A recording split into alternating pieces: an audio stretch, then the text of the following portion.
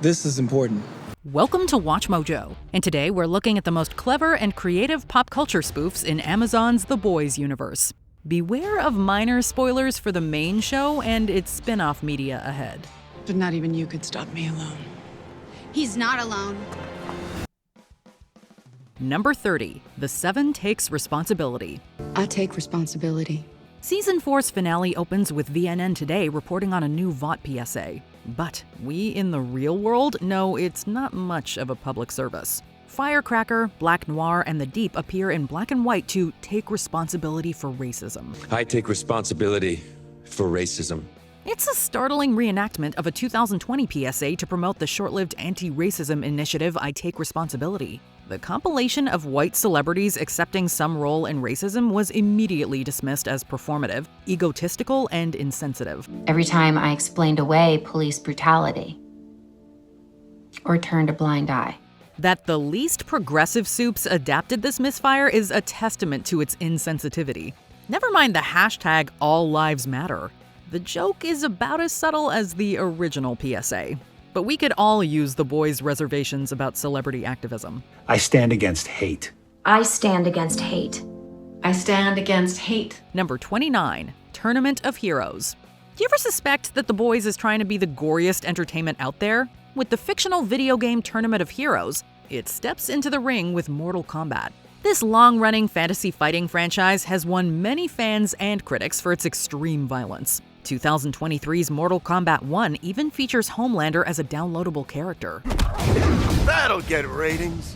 At first glance, Tournament of Heroes is a play on superhero fighting games like Marvel's Superheroes or the Injustice series. But from the video graphics to the graphic fatalities, it's mostly a fun homage to one of the most controversial titles in gaming. If nothing else, that may say something about our desensitization to The Boys. Nice one. Reckon I deserve that. Number 28. Victoria Newman walked like an Egyptian. Politician Victoria Newman represents the darkest side of seemingly progressive populists. Remember when she was just an inoffensive analog for Alexandria Ocasio-Cortez, complete with a single pseudo-scandal? When Homelander interrupts Victoria at a rally, he belittles her by referencing some little walk like an Egyptian dance. Didn't you love that little walk like an Egyptian dance you did online? So fun. The implication is that there's a viral video of the Congresswoman dancing to the Bangles' 80s classic. After all, AOC participated in a dancing video for Boston University back in 2010. Political opponents resurfaced the footage to denigrate her and her working-class image. It instead made her more popular among supporters, just as Victoria's own video apparently made her more endearing. Besides, the authoritarian soup has much more disturbing secrets. That's why I am so proud to have her on my team. Number 27. VOT brands. Essential to any evil conglomerate is, of course, reassuringly catchy brand names. VOT International has countless subsidiaries and products under its monopoly, many of them obviously referencing real-world counterparts. You can see the memorial featuring a performance by Starlight singing Never Truly Vanish on Spotify. Stream music with Votify or keep up with your favorite super celebs with Veeple magazine. If you need a bite to eat, there's Votaburger. And if you have any doubts about the Disney parallels, The Boys universe's top sports channel is VSPN. Never miss a game. 24/7 coverage of your favorite sports teams. These are just some of the product puns that are too corny to significantly play into The Boys' writing. But the offhand gags are always a simultaneously cute and horrifying reminder of how much the villainous VOT controls the consumer market. To experience the VOT Fresh Farms difference, head to your local grocery store for a super deal. Number 26. Sam's Fantasy World. Just leave me alone, television's Jason Ritter! Introduced in Gen V, Sam Reardon has more power than even he can contain. It's certainly too much for him to handle psychologically. He mainly copes through nostalgia for Avenue V, a Muppet TV show for kids that spoofs Sesame Street. Sam doesn't just imagine this program motivating him to do bad things to any perceived threat. He pictures his victims as Muppets, bullets as popcorn, and gore as confetti. You can imagine what the superhuman can get away with this darkly comedic self-censorship. It is a spot-on display of both Sam's trauma and his traumatizing abilities. but it sure isn't a positive association for those who grew up on Sesame Street. Oh, Sam. You have to stop hurting people. Number 25, 70 years of sitcoms. What was the question again? Oh, God. One of the most elevated superhero properties of its era isn't very friendly to competition. In the first episode of Gen V, Soup actress Justine Garcia is talking to classmates about some pretentious potential project for VOT+. She says, "It's an elevated superhero thing, really a meditation on grief told through 70 years of sitcoms." That is the exact premise of Disney Plus's MCU miniseries WandaVision. Granted, that show was directed by Matt Shankman rather than TV dramedy veteran Zach Braff. Perhaps Justine's illusion confronted the irony in The Boys streaming a spin-off after so much mockery of superhero brands. If nothing else, it assured fans that Gen V would not compromise on the cutting satire. And where have I seen you? Right here. Now. Number 24, Tony Gilroy reshoots. Adam Bork's return to Dawn of the Seven doesn't just dig at Zack Snyder's Justice League. The fans spoke with those release the Bork cut hashtags, you guys, I love you. When the director asks Ashley to insult him during a steamy moment, she reminds him that Tony Gilroy reshot his entire movie. This is a deep cut into the disputed behind-the-scenes drama of Rogue One. The Star Wars spin-off was directed by Gareth Edwards, with Gilroy overseeing the second unit during pickups. His ultimately extensive work sparked online rumors that Gilroy led the film's final cut amid conflict between Edwards and Disney. The official director assures the public that he was involved throughout the making of Rogue One. Unfortunately for him, no subject in genre movies is too touchy for the boys. What is it they've sent us? Hope. Number 23, VOT on Ice. Sing your heart out with your entire family. VOT on Ice is my favorite. VOT is putting on a family folly for the holidays. Well, one holiday anyway. VOT on Ice is more than just a lavishly produced parody of Disney on Ice. And it doesn't stop at Rogers the Musical, a fictional Broadway show in the MCU series Hawkeye. Shoshana Bean, James Monroe Iglehart, and Andrew Rannells give a costumed cameo to rehearse the number Let's Put the Christ Back in Christmas. Happy holidays! Excuse me? Don't you mean Merry Christmas? Christian conservatives have been using this term since the 2000s to protest America's mainstream secularization of Christmas time. It's an evergreen reference even when it's cold outside. At least VOT on Ice is inclusive in its mockery of coldly branded wholesomeness, be it musical or seasonal. Father, the Son, the Holy Spirit, it's the birth of Christ, he needs to hear it! Number 22, the VOT Cinematic Universe. Here's what you missed if you didn't go to V52. We announced phases 7 through 19 of the VCU, including a trailer for the most anticipated movie of the year, Training A-Train. With Soup's side hustling and acting, VOT would naturally want to combine their individual brands, never mind the collective brand. For years, movies and shows about Soups have intersected in the VOT cinematic universe. This franchise model is one of the biggest, most obnoxious hallmarks of superhero movies today. The Boys takes particular aim at the Marvel Cinematic Universe in a parody of Disney's biennial D23 Expo. The V52 Expo in Season 4 announces plans for phases 7 through 19 in the VCU, with emphasis on corporate attempts to virtue signal diversity. The first time in VOT's history, we have 2 black heroes in the 7 and 1 unspecified. Yeah, wow. The whole Expo is an exaggeration of the ambition in the MCU that already killed the DC Extended Universe.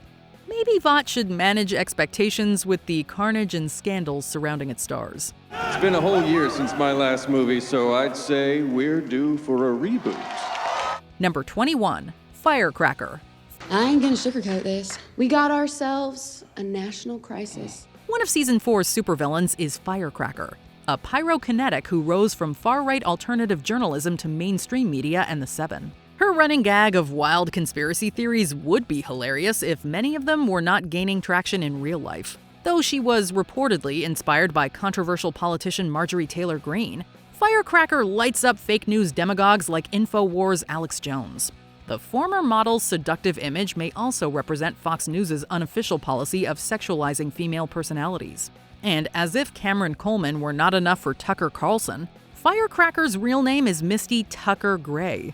Let's not speculate too much on the objective with this character not featured in the comics. The commentary on far-right figures is incendiary enough.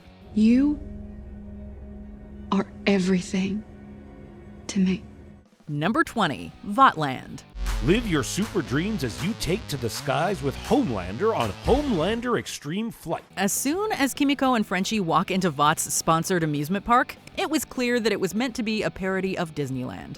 The bright colors, smiling mascots, and castle are all great riffs on the real tourist attraction. Additionally, Frenchie points out the ridiculous ride wait times. You want to wait 3 hours for a 3 minutes ride? It is a monument to a monster. But this sequence doesn't just make fun of the park. The attractions dedicated to the black hero A-Train and bisexual character Maeve are so over the top they come off as insensitive. Nearly every frame of the Votland sequence takes at least one shot at an aspect of pop culture. And the way Frenchie calls attention to the unhealthy food at American theme parks was just the icing on the cake of this delicious parody. Que c'est hamburger with a donut for a bun? Surely there is no gut here. Number 19, a brutal old-school cartoon. Serving as the opening for the spin-off series The Boys Diabolical, Laser Baby's Day Out satirizes two major properties for the price of one. First, the animation style and lack of dialogue serve as great callbacks to older animated shorts. Diabolical's episode copies the innocent aesthetic of classic cartoons and adds a ton of realistic violence. The plot of an infant crawling around the city and avoiding various dangers is also a direct parody of 1994's Baby's Day Out. There he is! There he is! Come on, we'll take the stairs! While the 90s movie has an abysmal 19% Rotten Tomatoes score, the Diabolical episode was well received for its animation quality, sense of humor, and genuinely heartwarming ending. Number 18, Red Thunder's Propaganda. In a scene from the Red Thunder movie, Soldier Boy resists a communist villain with a tough attitude and cheesy dialogue. The famous American hero, Soldier Boy. You don't seem like much of a hero to me. You wouldn't know a hero if they walked in here and blasted you in the face. The over-the-top nature is a hilarious send-up of propaganda-heavy American 80s films. Outside of calling out a movie genre, the Red Thunder clip features a content warning right at the beginning. This message imitates the disclaimers added to older movies released on streaming that want to address problematic content. But unlike real life, The Boys doubles down on the outdated messages and just disowns Soldier Boy. It's an incredibly clever dig on how movie companies can't always address every issue. When all that commentary was combined with a brilliant performance from Jensen Ackles, we got a fantastic spoof. Who do you think you are? God? No. God would have mercy. I won't. Number 17, a satire of Black Panther and Storm. Nubian Prince was living happily as a hero with super strength who also pretended to be an African royal for media attention. His life changed when he met Nubia, a heroine who could wield electricity and had limited weather control. After the two fell for each other, they became a very dysfunctional couple. This is exactly what Dr. Krauss said. You're always trying to neuter me. See? This isn't working, NP. This not-so-dynamic duo was definitely made to poke fun at Black Panther and Storm. Not only do both couples have similar power sets, but the Marvel Lovebirds had a few relationship problems. Black Panther and Storm officially broke off their marriage in the 2010s.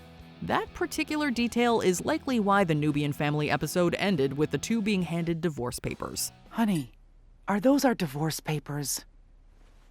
It'll be better for all of us. Number 16, turning a parody up to 11. If we said that we were thinking of a fictional girl with psychic powers, a shaved head, and a scary stare, who would you think we're talking about? For anyone who said 11 from Stranger Things, sorry, but you don't get the prize today. We were actually talking about Cindy from The Boys. While the main heroes are infiltrating a facility full of soups, they accidentally let this young woman loose. Hey, Cindy.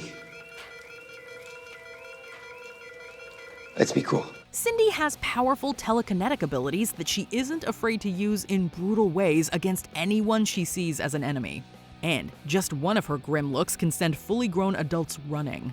Hopefully she can put her murderous tendencies aside and mellow out like the waffle-loving 11 did. You're dressed like his friends. I don't like liars. Number 15, when Kimiko got rhythm. While Kimiko is in the hospital recovering from a mission gone south, she and Frenchie watch the movie Girl Crazy. The film inspires a daydream where the duo sings I Got Rhythm in front of dancing doctors and patients. I got rhythm, I got music, I got my man who could ask for anything more. Throughout the song, the cast turned standard medical items into hilarious props. It's made even more impressive by the fact that Karen Fukuhara, who plays Kimiko, provided vocals for this track. Old man trouble, I don't mind him, you won't find him round my door. The world of the boys doesn't always look so bright and happy. But no matter what happens next for Kimiko, this funny musical number will always put a smile on our faces. Who could ask for anything more?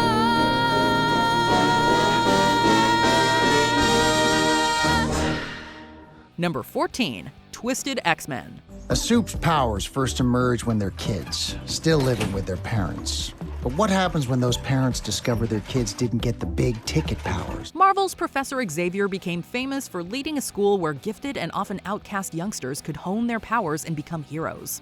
The boys' Diabolical naturally flipped that concept on its head. In one episode, we learn that a group of kids with bad powers were left at a school for the gifted child. The young people lived rough lives until they discovered they were forced to get their horrible abilities against their will. This shocking revelation led them to get revenge against their parents. While most of the episode is funny, the show never loses sight of how tragic the lives of the young people are. Although it is an X-Men parody, this diabolical story honestly wouldn't feel out of place in a Marvel comic. What do you want? What do I want? I want to feel, but I can't. Number 13, VOT Plus. With VOT Plus, you have the power to control the greatest content in the world. Since it seems like every channel has a streaming service these days, it was only fair that the boys got in on the action. Their VOT Plus network promises to give fans a combination of news, sports coverage, entertainment news, and so much more. The fake streaming service commercial also pays homage to a few of the characters that died during the course of the show. This advertisement is done so well that someone unfamiliar with the boys could mistake it for a real streaming service. Unfortunately, the commercial didn't tell us how to access this new world of content. But if it ever becomes available, be ready for a soup to come after you if you dare to share your password. VOT Plus. The world's premier super streaming service. Sign up now. Number 12, Social Media Obsession. The diabolical Boyd in 3D episode completely called out society's relationship with online appearances. After an average Joe becomes disillusioned with his life, he takes an experimental super cream to become handsome and jacked. After this new version of Boyd gains the confidence to date his neighbor, he starts posting every detail of their relationship online. The two become a huge sensation after both of them start using the cream. Meow. Seems like we're the new hot thing. What's that mean? Let's find out. Before long, they become so obsessed with looking good on social media that every other aspect of their life implodes. Despite taking place in a fictional world, this hard-hitting parody feels uncomfortably close to life. I know, I look terrible. Cherry.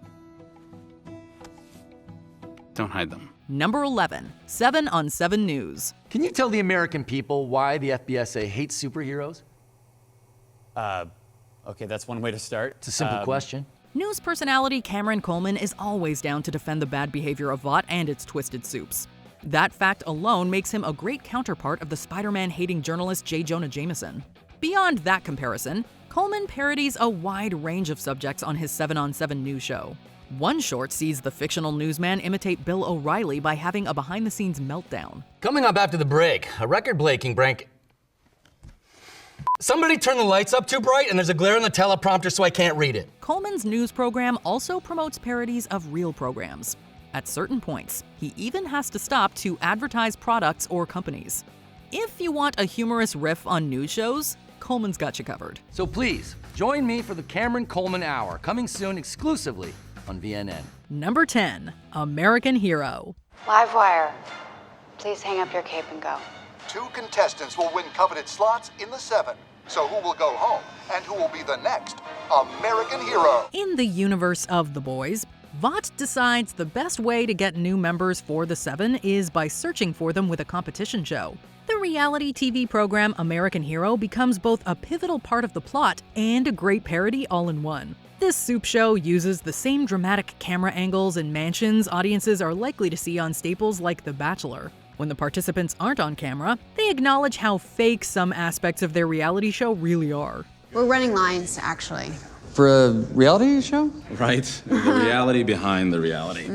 And the finale of the program features shocking last-minute twists that were actually heavily planned. American Hero perfectly skewers the imagery and production secrets people expect from reality TV. Final new member of the Seven is...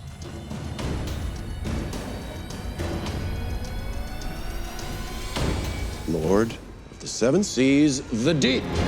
Number 9. A-Train gets blindsided.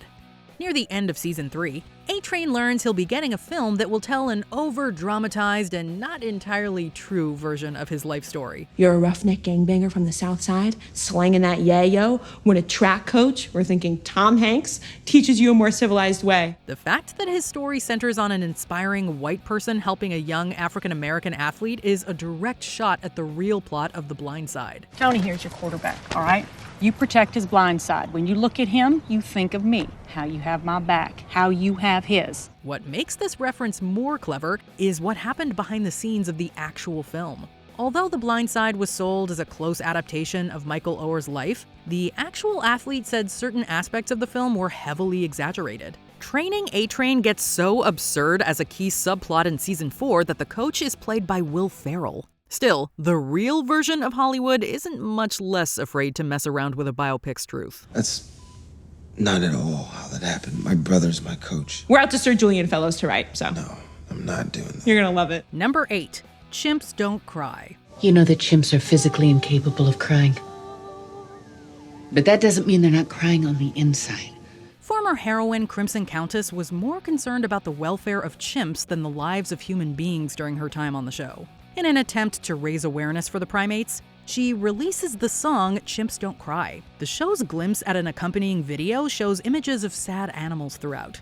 But the full version's over-the-top visuals and lack of subtlety in the lyrics make it impossible to take it seriously. You can tell they're hurting, 'cause their eyes stay dry. Ultimately, it's a near-perfect recreation of the long-running animal rights ads that feature singer Sarah McLachlan's Angel. Although the real commercials are often made fun of for being too sad, they have actually helped raise millions of dollars. We hope Crimson Countess did the same with this hilariously dramatic video. No, chimps don't cry. Number 7. The Mesmerizer. The concept of a mind-reading kid solving crimes actually sounds like a great premise for a show. But there's only one person who can see inside their hearts and read their minds. When this idea was brought to life on The Boys, the creators couldn't resist poking fun at classic programs too. The blue and red font used for the Mesmerizer title mimics graphics used for shows in the Law & Order franchise. Additionally, the young lead character Mesmer plays is named Lieutenant Hauser. That means he shares a last name with a teenage prodigy from a classic medical drama. Also, I'd like to send him to nuclear medicine for a cardiac scan at 9:30. Thank you, Dr. House. As icing on the cake, both Doogie Howser and Mesmer are played by actors who were huge child stars. The amount of surface-level and meta jokes underneath the Mesmerizer turned it into a brilliant and layered satire. Yeah, fan of the show? Oh, nah, man. I've never seen it. Number 6. The Deep's Lifetime movie. After the Deep publicly breaks ties with a shady organization, his story is brought to life with the hilariously over-the-top Not Without My Dolphin movie. Mr. Adana, tell me the truth. Are you having me followed? I had to find out if you were putting the church first. The end result looks like a parody of a film you would find on the Lifetime network. Over the years, this channel has been known for turning recent headlines into extremely dramatic movies. A ripped from the headlines feature. I know what schools are looking for and how to get you to check those boxes. Inspired by true events. The Deep's trailer tries to mimic the quick editing and dramatic text seen in Lifetime trailers. And since the real network is geared towards women, the Not Without My Dolphin goes overboard to appeal to the same demographic. But given the Deep's shady past with his female fans, we think we'll skip his made-for-TV movie. I'm afraid that you have become a toxic personality, Deep. Then you've left me no choice but to run. Number 5. A graphic recreation of an Ant-Man theory. Bad news is Termite's off the table. What? Vought just closed a big endorsement for him with Terminex. We've been chasing Termite for months. Before Avengers Endgame was released in theaters, fans came up with a gross idea for how Ant-Man could defeat the big bad Thanos. Let's just say it involved the shrinking hero using his powers to get up close and personal with a certain part of the Mad Titan. Although this widespread fan theory never came to be, The Boys was not afraid to go there. Get out! Get out! Get out! The show introduced a hero named Termite who once freely used his shrinking abilities for very adult acts. But he gets in major trouble after he accidentally causes someone's death when he goes from small to big too soon. After seeing the gory results we cannot show a frame of here, we're glad Ant-Man never got that close to Thanos. Good luck, Scott. You got this. You're right. I do, Captain America. Number 4. Vought imagines a great parody. When Soldier Boy's explosion makes both famous people and citizens uneasy, The Deep swims in with a YouTube video. We're all in this together, and together we can imagine a better world. Imagine there's no heaven. He tries to reassure everyone by singing a cover of Imagine with a bunch of celebrity friends. The vertical video format and cameos made it a biting send-up of Gal Gadot's Imagine video. And it goes like this. Imagine there's no heaven. Although she and her fellow celebs had good intentions when they released it in the turbulent year that was 2020, it was heavily criticized. Many people didn't buy that celebrities with huge fortunes and homes could really relate to the struggles the average person was having. Even Gal Gadot herself later said the video was, quote, in poor taste. Ironically, The Deep's incredible parody may have actually been better received than the original Imagine video. I hope someday you will join us. Number 3. The Girls Get It Done campaign.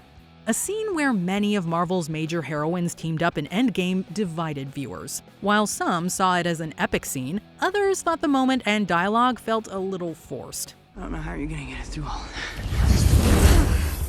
Don't worry. She's got help. The writers for The Boys let everyone know they had a negative view of the scene by satirizing the Endgame moment almost word for word. But how are you gonna get through all of them? Don't worry. Girls get it done. But the show didn't stop there. When the extremely dangerous Stormfront attacks innocents, Starlight, Maeve, and Kimiko team up to stop her. Since all three heroines had their own legitimate issues with the big bad, their alliance felt organic and earned. It's amazing that the writers managed to make fun of a Marvel scene before playing it straight. Girls do get it done. Number 2. A-Train's soft drink ad. This whole new thing you did, that is exactly what inspired this entire campaign. To be silent is to be complicit. So let's shoot the spot. Pepsi found itself in the middle of a PR disaster after releasing an infamous ad with Kendall Jenner. During the commercial, she stops modeling to join in on a random protest that stops short of a bunch of riot police. Jenner decides to break the tension between the officers and the crowd with a can of Pepsi. Years after this ad was pulled because of a ton of negative backlash, the boys took the commercial concept and ran with it. Where are those people going? There's a protest on the street. A-Train, where are you going? Almost ready to shoot. A-Train stands in for Jenner as he attends a protest and brokers peace with his branded drink. It's remarkable that the show hardly had to change a single scene for this parody to be just as ridiculous as the original ad. We gotta listen to each other. A-Train's Turbo Rush energy drink. Before we continue, be sure to subscribe to our channel and ring the bell to get notified about our latest videos. You have the option to be notified for occasional videos or all of them. If you're on your phone, make sure you go into your settings and switch on notifications. Number 1. Dawn of the Seven. Rousing music. Hans Zimmer. Title card, Dawn of the Seven. Cut to black. Throughout Season 2, members of the Seven make time to shoot a big superhero team-up movie. While the title is a direct shot at the name of a certain 2016 DC movie, the ruined city set and dialogue seem to satirize the plot of 2012's The Avengers. Dawn of the Seven also took aim at the popular Release the Snyder Cut campaign in Season 3. In both the real-world and fictional universe of The Boys, social media helped get troubled superhero movies released. We had real talks about shelving the movie, or at least dumping it on Vault Plus, but the fans spoke with those Release the Board Cut hashtags. You guys, I love you! Additionally, Dawn of the Seven accidentally parodied Doctor Strange 2 by also having a surprise cameo from Charlize Theron. The fictional movie's timely satire and longtime presence in the plot made it one of the show's best pop culture parodies. What? Can't let you guys have all the fun. Guess this means we're breaking up. What's your favorite parody from the Boys universe? Let us know in the comments below. I'm not giving off too much of a blindside vibe, am I? As if that's a bad thing? Did you enjoy this video? Check out these other clips from WatchMojo, and be sure to subscribe and ring the bell to be notified about our latest videos.